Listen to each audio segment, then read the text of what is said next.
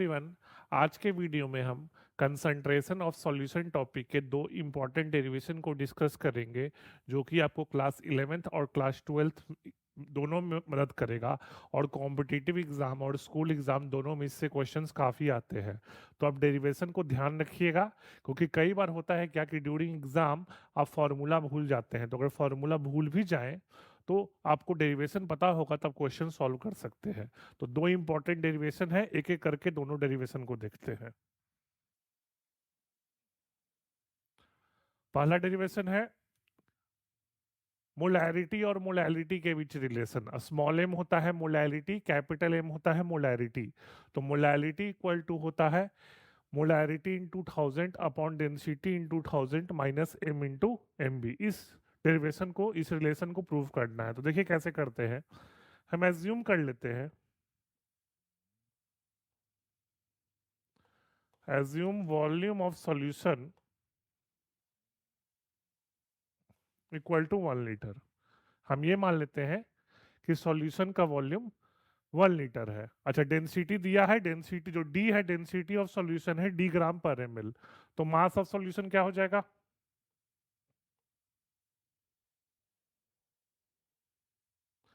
D gram पर ML है,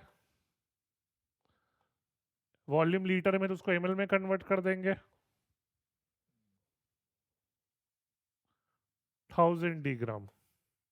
ठीक है, तो मास ऑफ सॉल्यूशन आ गया 1000 डी ग्राम। ठीक है। अच्छा, मोलैरिटी सॉल्यूशन का कैपिटल एम है। मोलैरिटी सॉल्यूशन क्या है? Capital M.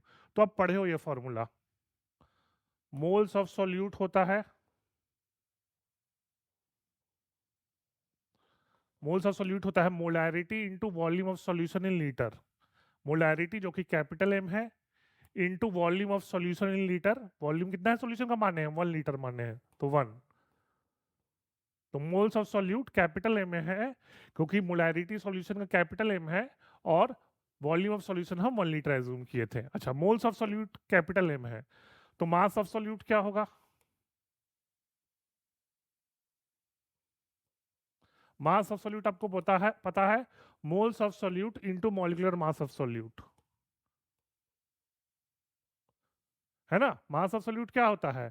Moles of solute into molecular mass of solute. तो मॉलिक्यूलर मास ऑफ सोल्यूट है एमबी, एमबी है मोलर मास ऑफ सोल्यूट, और कैपिटल एम है मोल्स ऑफ सोल्यूट, जो कि हम यहाँ पे आपको ऑलरेडी दिखा चुके हैं। तो मोल्स, तो आपको मास ऑफ सोल्यूट मिल गया और मास ऑफ सोल्यूशन मिल गया, तो मास ऑफ सॉल्वेंट निकाल लो।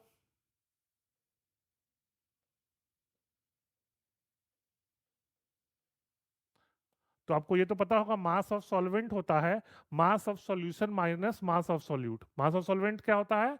Mass of solution minus mass of solute. तो मास ऑफ सॉल्यूशन क्या है? 1000 D gram. Mass of solute क्या है? एमएमबी। और एक चीज ध्यान रखिएगा, ये जो मास आ रहा है ग्राम में है। किस में है? ग्राम में। तो इसको केजी में कन्वर्ट करने के लिए हम 1000 से डिवाइड कर देंगे। केजी में कन्वर्ट करने के लिए हम इसको 1000 से डिवाइड कर देंगे। तो जो मास ऑफ सॉल्वेंट मिला है वो किस में मिला है हमको? केजी में। अच्छा, अब देख लो फॉर्मूला। मोलैलिटी क्या होता है? Moles of solute upon mass of solvent in kg. तो moles of solute capital M है, moles of solute capital M है, और mass of solvent in kg क्या है? 1000 D minus M M B by 1000। तो जो वैल्यू है उसको इसमें प्लेस कर दोगे तो ये फॉर्मूला आ जाएगा। मोल्स ऑफ सॉल्यूट को आप न्यूमरेटर में रख दो, मास ऑफ सॉल्वेंट इन केजी आप डिनोमिनेटर में रख दो, और प्लेस कर दोगे तो आपको ये डेरिवेशन आ जाएगा। तो ये इंपॉर्टेंट डेरिवेशन है। ठीक है, एक चीज याद रखिएगा, आप ऑब्जेक्टिव एग्जाम में तो डायरेक्टली फॉर्मूला यूज कर सकते हो, लेकिन स्कूल एग्जाम में चूंकि एनसीईआरटी में ये फॉर्मूला नहीं दिया है, तो आप बेसिक इसी मेथड से करना, जो डेरिवेशन किए हैं उसी मेथड से करना। आप डायरेक्ट फॉर्मूला यूज करोगे तो हो सकता है आपके टीचर मार्क्स कट कर ले। ठीक है, तो आपको फॉर्मूला भी पता होना चाहिए, डेरिवेशन भी पता होना चाहिए। फॉर्मूला आपको ऑब्जेक्टिव एग्जाम में मदद करेगा और डेरिवेशन आपको मदद करेगा अगर आप फॉर्मूला भूल जाए और स्कूल एग्जाम में। दूसरा देख लो, इस तरह का एक और फॉर्मूला है। दूसरा फॉर्मूला है कि कोई सॉल्यूशन है, उसमें सॉल्यूट x% बाई मास है और डेंसिटी सॉल्यूशन का डी ग्राम पर एमएल है, तो मोलैरिटी होता है 10 xt by M B. M B है मोलर मास ऑफ सॉल्यूट। तो देखो कैसे होगा। फिर से वही कहानी, assume volume of solution equal to 1 litre, assume volume of solution equal to 1 litre. हम मान लेते हैं सॉल्यूशन का वॉल्यूम 1 लीटर है। तो अब देख लो फिर से, मास ऑफ सॉल्यूशन क्या होगा, आपको पता है डेंसिटी इंटू वॉल्यूम, डेंसिटी है डी ग्राम पर एमएल, वॉल्यूम लीटर को एमएल में कन्वर्ट कर देंगे, 1000 डी ग्राम। अच्छा, इसमें दिया कि जो सॉल्यूट है सॉल्यूशन का x% बाई मास है, जो सॉल्यूट है सॉल्यूशन में वो सॉल्यूशन का x% बाई मास है। तो मास ऑफ सॉल्यूट क्या हो जाएगा,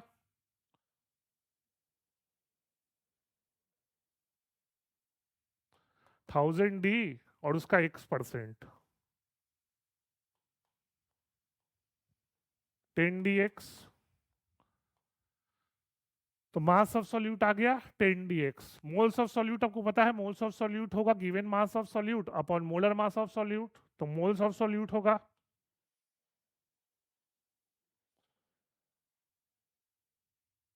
गिवन मास ऑफ सॉल्यूट जो कि है 10 डी एक्स और मोलर मास है M B, molar mass M B, तो मोल्स ऑफ सॉल्यूट होगा 10 D X by M B. और मोलैरिटी होता है मोल्स ऑफ सॉल्यूट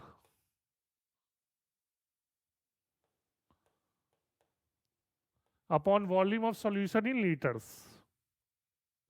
मोलैरिटी क्या होता है, moles of solute upon volume of solution in litre. तो मोल्स ऑफ सॉल्यूट क्या है 10 D X by M B, volume of solution litre क्या माने हैं हम 1। तो मोलैरिटी क्या इसमें पुट कर दो, कैपिटल एम क्या हो जाएगा 10 D X upon M B.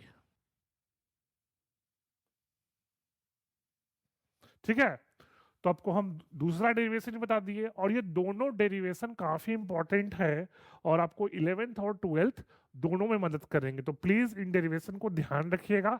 आप ऑब्जेक्टिव एग्जाम में तो फॉर्मूला से यूज कर सकते हो, लेकिन स्कूल एग्जाम में डायरेक्टली फॉर्मूला से करोगे तो एग्जाम में मार्क्स आपका कट हो सकता है। और अगर मान लीजिए आप ड्यूरिंग कॉम्पिटेटिव एग्जाम फॉर्मूला भूल गए या फॉर्मूला में कोई टर्म आपको समझ में नहीं आ रहा है, तो आप बेसिक मेथड से करोगे तो क्वेश्चन तो सॉल्व होना ही होना है। ये दो डेरिवेशन काफी इंपॉर्टेंट है आपके लिए, जरूर ध्यान रखिएगा। नेक्स्ट सेशन में हम एक और अच्छे कॉन्सेप्ट्स के वीडियो लेके आएंगे। आज के लिए इतना ही, थैंक यू।